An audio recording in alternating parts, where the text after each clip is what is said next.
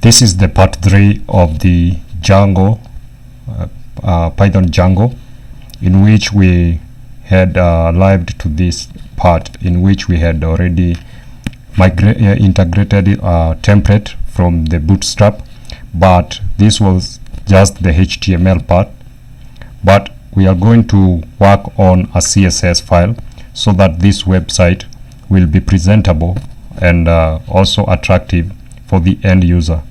So in this case, I have learned the Django file. The way we do it, we can just create the terminal. It's just Python 3. I'm using Python 3. Manage.py, run server. Then the server runs. You can open on your browser. So let us go ahead and open our code editor, and we can proceed by heading to our index file or index.html,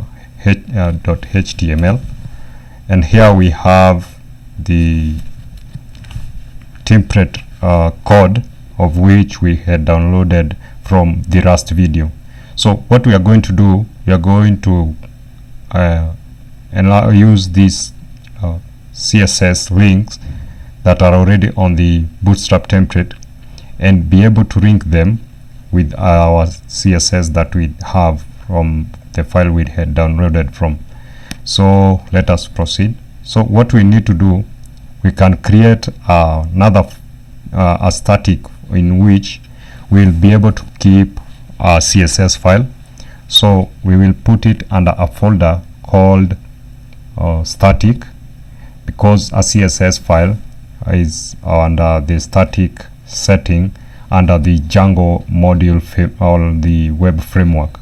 So as you can see on your CSS, on the settings.py, you have an empty or a commented line, in which also you have a line that defines our variable static.url, and you can just put your text, your CSS, JavaScript and images under the static file.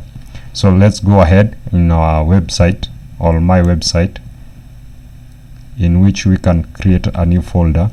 Let's call this static, and under static we can create a new folder called CSS. Then under CSS, now we can go ahead to the file we had downloaded for the bootstrap, and you can see we have the CSS, and inside the CSS we have styles.css. We can, because we have the CSS folder, we will just copy the CSS styles.css. Then we can go ahead to our project, which was Yamaha, then my website, then go to static CSS, then we can paste our CSS on that folder. Now we can go ahead and save our HTML template, and also we need to verify that indeed the CSS is in the right directory from the link that you have on your HTML template. And as you can see, it is indeed in CSS styles.css. Let's go and refresh the website and see whether it works. As you can see, it is still does not work, and the reason that it does not work, we have a module or a library called Jinja, in which helps Jinja Django, in which we use curly braces to input our code, so that there can be it can bring out the functionality of this website. So how do we do that? First, we need to load static file, our static file, and how we do this, we can come to the either on the, let us try how to load this static. I think it is outside the tag HTML, if I'm not wrong. We just try it out. Can just, this is a Jinja application or Jinja features in which we use in under Django to bring out the functionality of various modules. So we can say road static,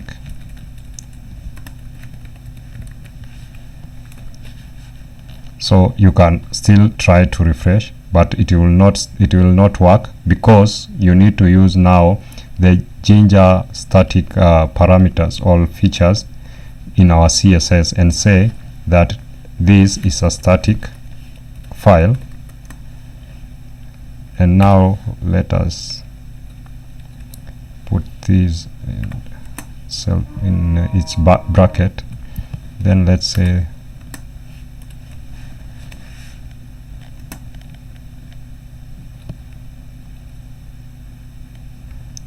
so we will put it here. And in this case, now we have told our CSS that it is in our ring to be in the CSS file. And now let us try. Okay, the image is not found. The script, I want to get the CSS. Okay, let us try to get this load static inside the head, or the head tag.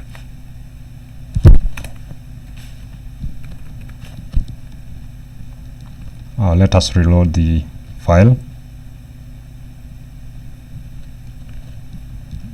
It should work. Let us reload this project again. Yes, now as you can see, I had to restart the server so that the CSS can fit now and take full functionality of the Jinja tags in which we have implemented. It should be inside the head tag of the HTML. We have loaded the static file in which we had created the folder for the CSS and the style and the styles.css, and now we are able to communicate with the static file under Django with our CSS in which we had on the HTML template. The same applies, so that you get all the functions from that template. You can go ahead and use the Jinja feature on the code, and in this case you just apply. You say it is in the static file, but in this case you find that we don't have this on our folder, but it will still fall under static. Now what happens with the Jinja tags? It is still happens to be applied on the images, on which we will do it next on the video, and we will use the static tags to link the images, and the images will still be stored under the static main folder, in which now they will be defined on our main application under the settings.py, as you can see on this file. So thank you very much for joining this session.